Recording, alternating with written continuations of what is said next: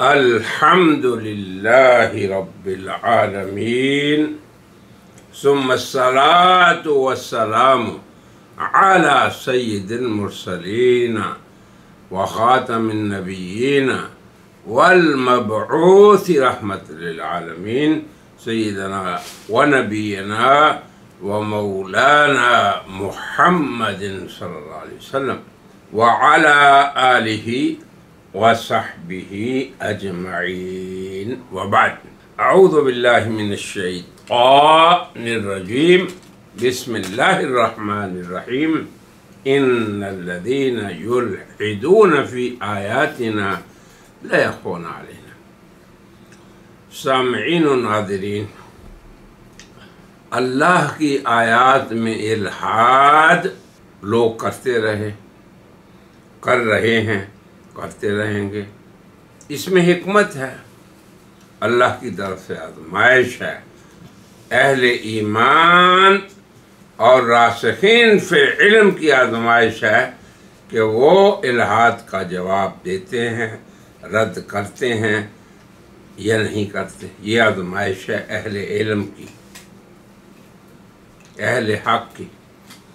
اور اہل الحاد کی آزمائش یہ ہے کہ وہ اللہ کی حدود میں کس قدر تجاوز کرتے ہیں، کہاں کہاں پہ وہ اللہ کی حدود کو توڑتے ہیں، اور قرآن کریم کی وہ تفسیر اور اس کی وہ مراد جو متکلم قرآن نے فرمائی ہو اور محبت قرآن جناب محمد رسول اللہ کو سکھلائی ہو، اور انہوں نے اپنے صحابہ کو اس سے وہ روگردانی کرتے ہیں۔ یہ ہے الحاد، یعنی قرآن کی الفاظ کا انکار نہیں، اس کی مراد کا انکار ہے۔ تو یہ مسئلہ ہمارے عوام اور خواص مسلم امت کے انہیں یاد رکھنا چاہیے کہ ان لوگوں سے ہمیں انتباہ اور منتبہ رہنا ہے، کیونکہ ان کی اسلام کے لیے ان کا خطرہ اہل کفر عناد سے زیادہ ہے، جو مانتے ہی نہیں۔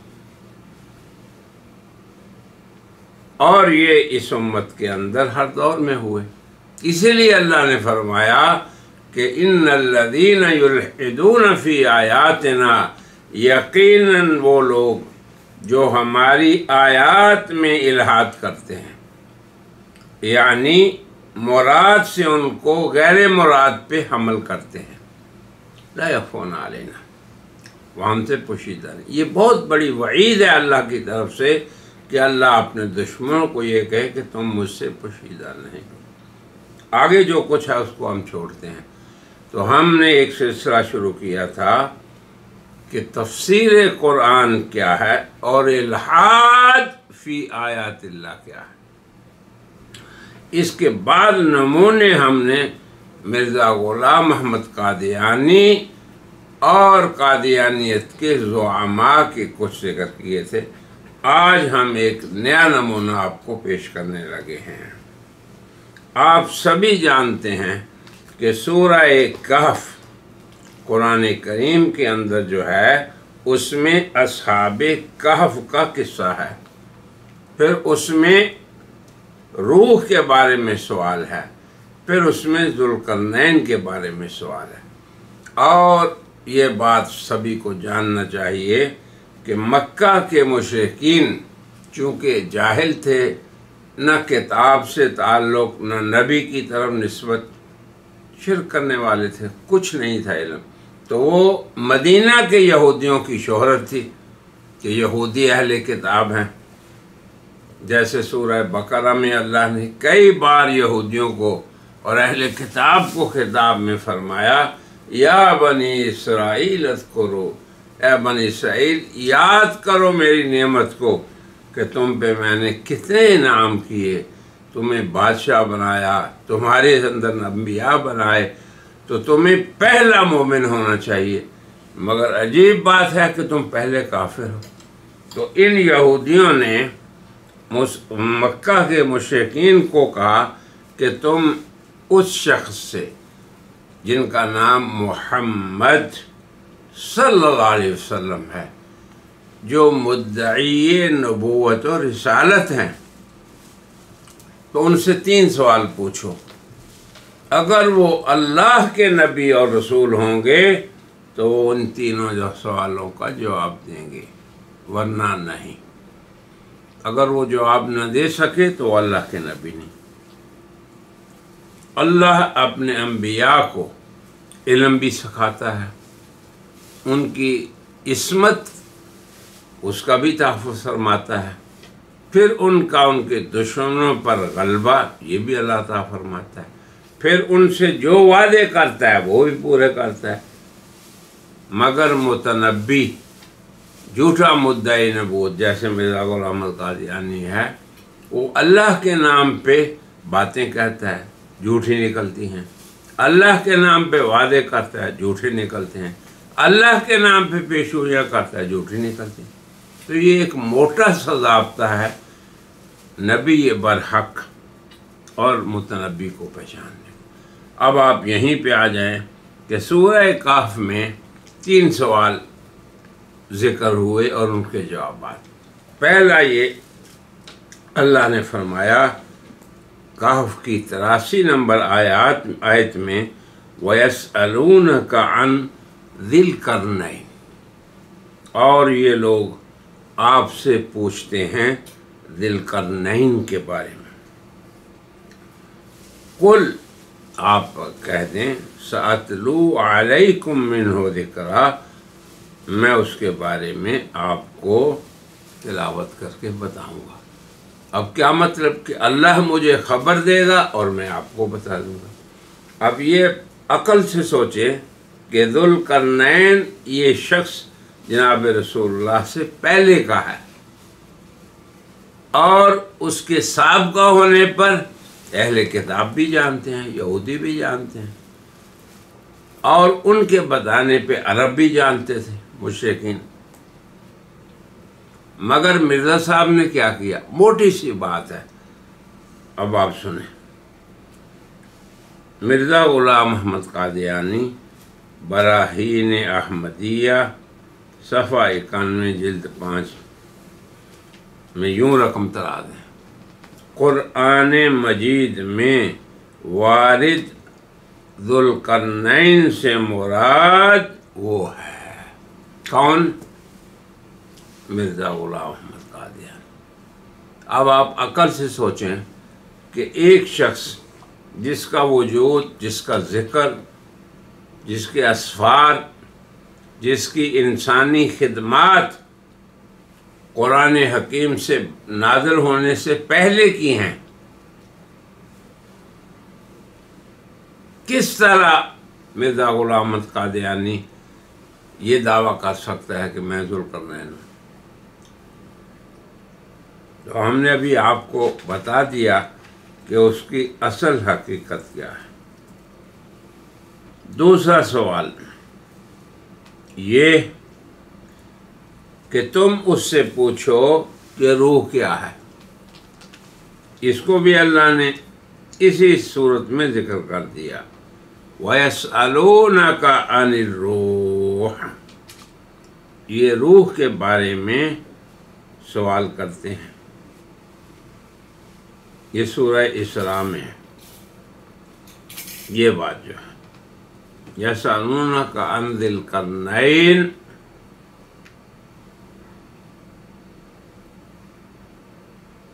اس کا الفاظ ہم نے آپ کو بتا دیے۔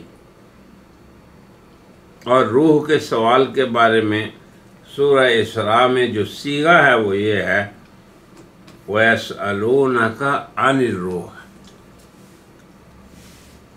یہ سورہ کہف سے پہلی جو صورت ہے، جسے بنی اسرائیل بھی کہتے ہیں، اسراء بھی اس کا نام ہے۔ تو کہف میں ذو القرنین کا ذکر اور روح کے سوال اور اس کا جواب کا ذکر بنی اسرائیل میں۔ تو اب آپ یہ دیکھ لیں کہ تاریخ اسلام کے عہد اول سے، نزول قرآن کے وقت سے تاحال کسی مفسر نے بلکہ کسی عام مسلمان نے بھی ذوالقرنین سے مراد مرزا غلام محمد قادیانی ہونے کا قول نہیں کیا۔ تو گویا مرزا کا یہ قول تعویل باطل اور آیات اللہ میں الحاد کا ایک نمونہ ہے۔ آگے چلیں، سورہ کہف میں اللہ کا ارشاد ہے وَيَسْأَلُونَكَ عَنْ ذِي الْقَرْنَيْنِ، کہ یہ پوچھتے ہیں، پھر اللہ نے جواب میں کہا کہ آپ ان کو کہہ دیں سَأَتْلُو عَلَيْكُم مِّنْهُ ذِكْرًا، پھر آگے فرمایا اِنَّا مَكَّنَّا لَهُ فِي الْأَرْضِ۔ اب آپ دیکھ لیں کہ اسے ہم نے زمین میں اقتدار دیا تھا۔ مرزا صاحب کا اقتدار تو اس چھوٹی سی بستی قادیان میں بھی قائم نہ ہو سکا، وہاں سے بھی ان کو بھاگنا پڑا، نکلنا پڑا، اسے بلد الامان دار الامان کہا، وہاں بھی ان کے لیے امان نہ ہوا، تو کہاں ان کو اس زمین میں اللہ نے اقتدار دیا؟ ذوالقرنین وہ تھے جن کو زمین میں اقتدار دیا۔ وَآتَيْنَاهُ مِن كُلِّ شَيْءٍ سَبَبًا، اللہ تعالیٰ نے ان کو اس دنیا کے اسباب میسر فرمائے۔ اور ان کے قصے میں بھی یہ بھی ہے کہ جب یاجوج و ماجوج نے تنگ کیا لوگوں کو تو وہ حضرت ذوالقرنین کے پاس آئے اور فرمایا کہ ان یاجوج و ماجوج مفسدون فی الارض، یہ ان کی طلب تھی، اے ذوالقرنین اللہ نے تجھے اقتدار دیا، قوت دی، اسباب دیے، تو یہ یاجوج و ماجوج فساد کرتے ہیں زمین میں، تو ان سے بچاؤ کا کوئی راستہ آپ ہمیں بتا دیں۔ اب مرزا صاحب نے کیا کیا اس دنیا میں؟ اپنی امت اور اپنے متبعین کو بھی در بدر پھرایا۔ غور کرو قادیانیوں، اور اے مربیو باز آ جاؤ اس امت کے فتنے اور ابتلاء سے اور اللہ سے ڈرو۔ یہ دیکھو ایسی چیزیں میں پیش کر رہا ہوں جو ہر عام انسان کی سمجھ کے بھی مطابق ہیں۔ اب انہوں نے ذوالقرنین کو آفر کی کہ ہم آپ کو کچھ دے دیں، کچھ پیسے دے دیں، کچھ مادی چیز۔ انہوں نے فرمایا کہ دیکھیں جو اللہ نے مجھے دیا ہے بہت ہے، ما مکنی فیہ ربی خیر، بہت کچھ ہے۔ تم ویسے انسانی قوت کے اعتبار سے تم اگر میرا ساتھ دو تو میں تمہاری خدمت کر دیتا ہوں۔ المہم یہ پورا قصہ اور یاجوج و ماجوج کا فساد اور ذوالقرنین کی اس قوم کے لیے خدمت قرآن میں ذکر ہے، قیامت تک باقی رہے گی۔ کہاں مرزا غلام محمد قادیانی اور کہاں ذوالقرنین؟ انا للہ۔ اب آپ دیکھیں کہ یاجوج و ماجوج کون ہیں، کس دور میں ان کا ذکر قرآن نے کیا، آج سے ہزاروں سال پہلے کا قصہ ہے۔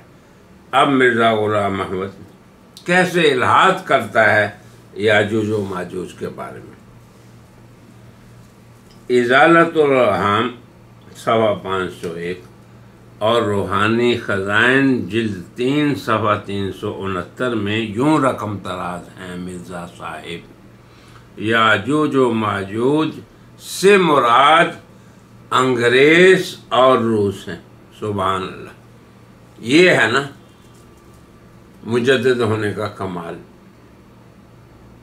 اور اسی بات سے انہوں نے اپنی امت کو دھوکہ بھی دیا اور بڑے پڑھے لکھے لوگوں کو یہ قائل کیا کہ میں وہ بات کہتا ہوں قرآن میں جو مجھ سے پہلے کسی نے نہ کہی ہو۔ اور اتنا علم ہی نہیں، نہ نبی کو نہ اس کی امت کو، کہ جو بات اللہ اور رسول کی مرضی اور مراد کے خلاف ہو وہ مردود ہے قرآن اور سنت میں۔ عجیب بات ہے، یہ تحقیق جیسے حقہ، یعنی کچھ لوگوں کو تحقیق بے معنی تحقیق، خارش کھجلی ہوتی ہے تحقیق کرنے کی۔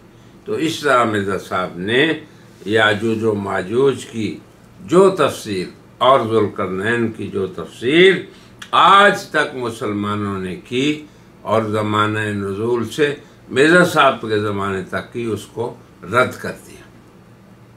یہ ہے مرزا صاحب کی تجدید، جسے ہم تحریف کہتے ہیں اور الحاد فی آیات اللہ کہتے ہیں۔ اب قرآن کریم نے ذوالقرنین کے قصے میں واقعی یاجوج و ماجوج کا ذکر کیا ہے۔ حتیٰ اذا بلغ مطلع الشمس وجدها تطلع على قوم لم نجعل لهم من دونها سترا۔ مطلع الشمس میں پہنچے تو لوگوں نے ذوالقرنین سے یاجوج و ماجوج کی شکایت کی کہ یہ زمین میں فساد کرنے والے ہیں۔ کہاں انگریزوں کی بات ہو رہی ہے، کہاں روسیوں کی؟ کیا ہم آپ کی اس میں کچھ خدمت کر دیں؟ یہ ذوالقرنین کو لوگوں نے کہا کہ ہمارے اور ان کے درمیان بند باندھے۔ یہ قرآن میں ذکر ہے سارا، اور ہم اس کے عوض آپ کو کچھ پیش کر دیں۔ یہ سورہ کہف کی آیت نمبر 94 ہے۔ دیکھ لیں قرآن نے یاجوج و ماجوج کسے کہا ہے۔ نیز یہ کہتے ہیں جی ہم حدیث کو بھی مانتے ہیں، صحیح حدیث کو مانتے ہیں۔ امام بخاری اور مسلم دونوں نے حضرت ابو سعید خدری کی روایت نقل کی ہے، جس میں یاجوج و ماجوج کے بارے میں نشاندہی کی گئی کہ وہ بنی آدم میں سے ہیں، جن میں یہ الفاظ بھی ہیں کہ تم میں سے تو ایک اور یاجوج و ماجوج سے 999، یعنی 1000 میں سے ایک کم اہل نار میں سے ہوں گے۔ اب اور دیکھیں، حضرت ابن عباس رضی اللہ عنہ فرماتے ہیں اس آیت کی تفسیر میں، قال ما مکنی فیہ ربی خیر فاعینونی بقوت اجعل بینکم و بینہم ردوا، کہ ذوالقرنین نے اس قوم سے کہا کہ مجھے میرے رب کا عطا کردہ بہت بہتر ہے، اس سے جو تم میرے لیے دیوار بنانے کے عوض میں جمع کرو، میرے پاس بہت کچھ۔ اب جب دیوار مکمل ہو گئی تو قرآن کہتا ہے فَمَا اسْطَاعُوا أَن يَظْهَرُوهُ وَمَا اسْتَطَاعُوا لَهُ نَقْبًا۔ یاجوج و ماجوج وہ ہیں کہ حضرت ذوالقرنین کی دیوار کو نہ پھلانگ سکے نہ اس میں نقب لگا سکے۔ ابن کثیر نے ایک روایت مسند احمد کی نقل کی ہے حضرت ابو ہریرہ سے کہ نبی کریم صلی اللہ علیہ وسلم نے فرمایا، یاجوج و ماجوج روزانہ اس دیوار کو کھودتے ہیں، پھر جب سورج کی تبش دیکھتے ہیں تو ان کا بڑا انہیں کہتا ہے اب واپس چلو، کل کھودنا۔ اب جب دوسرے دن واپس آتے ہیں تو پہلے سے زیادہ قوت میں پہلی حالت میں وہ دیوار عود کر آتی ہے، یہاں تک کہ جب وہ مدت مقررہ کو پہنچ جائیں تو ان کا بڑا انہیں کہے گا اب واپس چلو انشاءاللہ، یہ لفظ بولے گا، کل اسے کھود دیں گے۔ جب وہ اللہ کا نام لے لیں گے تو دوسرے دن آئیں گے تو اسی حالت میں جتنا کام انہوں نے کیا ہوگا وہ ہو چکا انہیں نظر آئے گا، اب بقیہ میں وہ لگ جائیں گے، پھر وہ اس دیوار کو کھودنے میں کامیاب ہو جائیں گے۔ پھر وہ لوگوں پر نکلیں گے، پانی خشک کر دیں گے، لوگ ان سے مارے خوف کے قلوں میں بند ہو جائیں گے، پھر وہ آسمان کی طرف پتھر پھینکیں گے، وہ خون آلودہ واپس کریں گے، گریں گے تو کہیں گے ہم نے اہل زمین پر بھی غلبہ پا لیا اور اہل آسمان پر بھی۔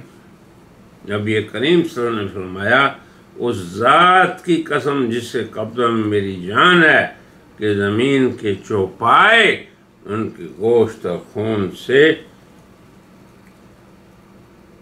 لوٹے ہی جائیں گے اور شکر بجانا ہے۔ تو یاجوج و ماجوج کے بارے میں جو قرآن کریم میں آیا اسے بھی ہم نے بیان کیا، جو احادیث میں آیا اسے بھی ہم نے بیان کیا۔ تو اب یہ بتائیں کہ مرزا صاحب کا قول کہ یاجوج و ماجوج انگریز اور روس ہیں اور ذوالقرنین میں ہوں، ایمانداری سے بتاؤ قادیانیوں اور مربیوں، یہ تحریف ہے، یہ الحاد ہے یا نہیں ہے؟ اتنا فیصلہ خود کر لو اور اپنے مستقبل کے بارے میں خود سوچ لو۔ اللہ آپ سب کو ہدایت دے اور امت مسلمہ کو اللہ استقامت عطا فرمائے حق اور سچ میں۔ وآخر دعوانا ان الحمد للہ رب العالمین۔